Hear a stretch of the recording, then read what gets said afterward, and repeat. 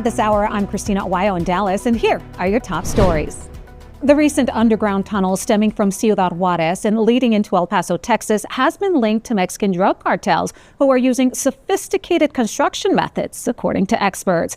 The tunnel that was recently discovered has sparked major concerns among residents. It was found near the border highway, runs under the Rio Grande, is supported by beams and plywood, and links into El Paso's sewer system. According to Border Patrol, of the more than 230 tunnels found along the U.S.-Mexico border in the last few decades, most of them attached to some kind of infrastructure in the U.S. The tunnels are said to cost millions of dollars, making it evident that criminal organizations with significant cash inflow are the ones constructing them.